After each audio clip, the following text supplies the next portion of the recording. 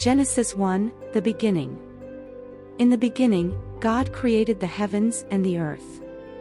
Now the earth was formless and empty, darkness was over the surface of the deep, and the Spirit of God was hovering over the waters.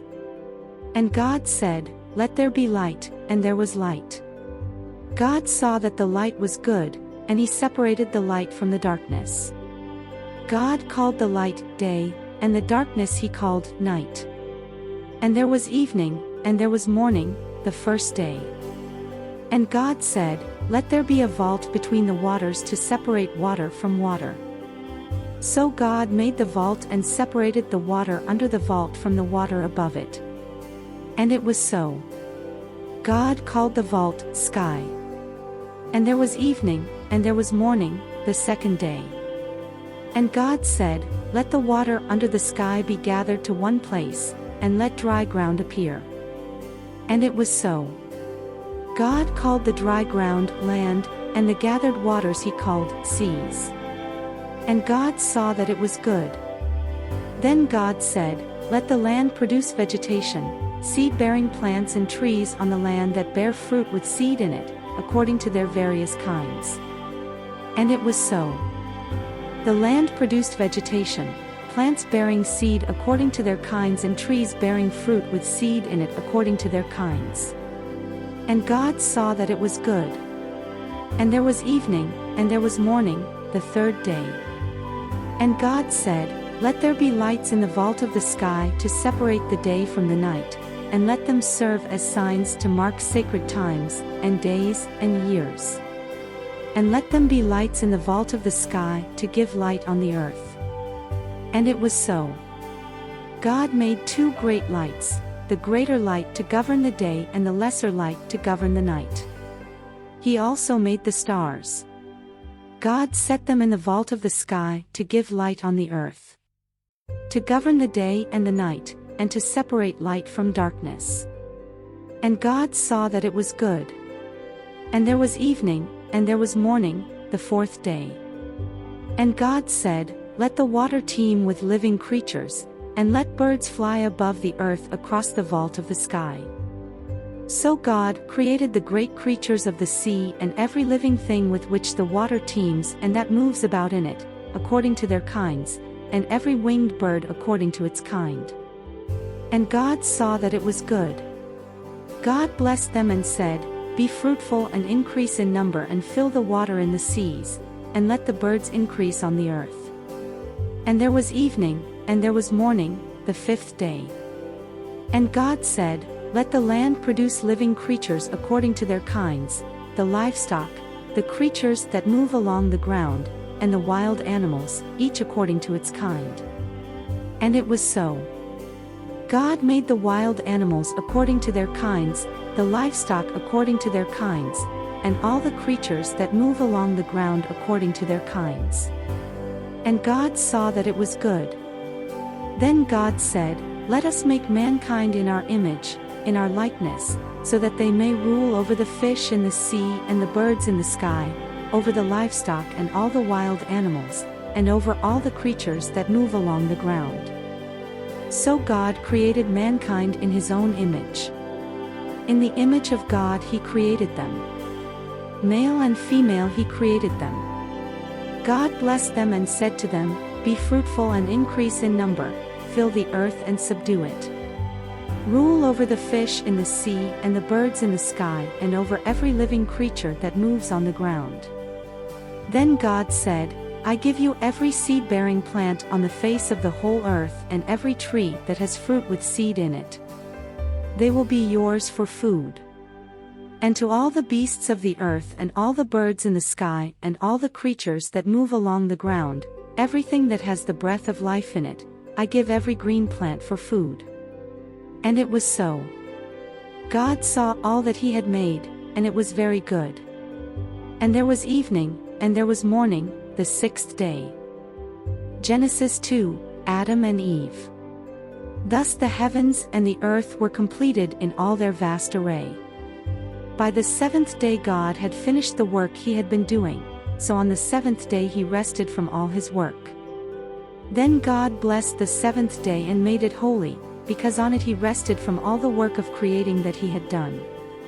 This is the account of the heavens and the earth when they were created, when the Lord God made the earth and the heavens. Now no shrub had yet appeared on the earth and no plant had yet sprung up, for the Lord God had not sent rain on the earth and there was no one to work the ground. But streams came up from the earth and watered the whole surface of the ground. Then the Lord God formed a man from the dust of the ground and breathed into his nostrils the breath of life, and the man became a living being. Now the Lord God had planted a garden in the east, in Eden, and there he put the man he had formed. The Lord God made all kinds of trees grow out of the ground, trees that were pleasing to the eye and good for food. In the middle of the garden were the tree of life and the tree of the knowledge of good and evil. A river watering the garden flowed from Eden, from there it was separated into 4 headwaters. The name of the first is the Pishon, it winds through the entire land of Havilah, where there is gold. The gold of that land is good, aromatic resin and onyx are also there. The name of the second river is the Gihon, it winds through the entire land of Cush. The name of the third river is the Tigris, it runs along the east side of Ashur. And the fourth river is the Euphrates. The Lord God took the man and put him in the Garden of Eden to work it and take care of it. And the Lord God commanded the man, "You are free to eat from any tree in the garden. But you must not eat from the tree of the knowledge of good and evil, for when you eat from it you will certainly die." The Lord God said, "It is not good for the man to be alone. I will make a helper suitable for him." Now the Lord God had formed out of the ground all the wild animals and all the birds in the sky. He brought them to the man to see what he would name them, and whatever the man called each living creature, that was its name. So the man gave names to all the livestock, the birds in the sky and all the wild animals. But for Adam no suitable helper was found. So the Lord God caused the man to fall into a deep sleep, and while he was sleeping, he took one of the man's ribs and then closed up the place with flesh. Then the Lord God made a woman from the rib he had taken out of the man, and he brought her to the man. The man said, "This is now bone of my bones, and flesh of my flesh. She shall be called woman, for she was taken out of man. That is why a man leaves his father and mother and is united to his wife, and they become one flesh." Adam and his wife were both naked, and they felt no shame. Genesis 3, the fall. Now the serpent was more crafty than any of the wild animals the Lord God had made. He said to the woman, "Did God really say, 'You must not eat from any tree in the garden'?" The woman said to the serpent, "We may eat fruit from the trees in the garden. But God did say, 'You must not eat fruit from the tree that is in the middle of the garden, and you must not touch it, or you will die.'" "You will not certainly die," the serpent said to the woman. "For God knows that when you eat from it your eyes will be opened, and you will be like God, knowing good and evil." When the woman saw that the fruit of the tree was good for food and pleasing to the eye, and also desirable for gaining wisdom, she took some and ate it. She also gave some to her husband, who was with her, and he ate it. Then the eyes of both of them were opened, and they realized they were naked, so they sewed fig leaves together and made coverings for themselves. Then the man and his wife heard the sound of the Lord God as he was walking in the garden in the cool of the day, and they hid from the Lord God among the trees of the garden. But the Lord God called to the man, "Where are you?" He answered, "I heard you in the garden, and I was afraid because I was naked, so I hid." And he said, "Who told you that you were naked? Have you eaten from the tree that I commanded you not to eat from?" The man said, "The woman you put here with me, she gave me some fruit from the tree, and I ate it." Then the Lord God said to the woman, "What is this you have done?" The woman said, "The serpent deceived me, and I ate." So the Lord God said to the serpent, "Because you have done this, cursed are you above all livestock, and all wild animals. You will crawl on your belly, and you will eat dust all the days of your life. And I will put enmity between you and the woman, and between your offspring and hers. He will crush your head, and you will strike his heel. To the woman he said, I will make your pains in childbearing very severe. With painful labor you will give birth to children. Your desire will be for your husband, and he will rule over you. To Adam he said, because you listened to your wife and ate fruit from the tree about which I commanded you, you must not eat from it. Cursed is the ground because of you. Through painful toil you will eat food from it all the days of your life.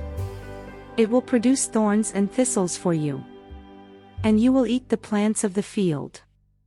By the sweat of your brow you will eat your food, until you return to the ground, since from it you were taken. For dust you are, and to dust you will return. Adam named his wife Eve, because she would become the mother of all the living. The Lord God made garments of skin for Adam and his wife and clothed them. And the Lord God said, the man has now become like one of us, knowing good and evil. He must not be allowed to reach out his hand and take also from the tree of life and eat, and live forever. So the Lord God banished him from the Garden of Eden to work the ground from which he had been taken. After he drove the man out, he placed on the east side of the Garden of Eden cherubim and a flaming sword flashing back and forth to guard the way to the tree of life.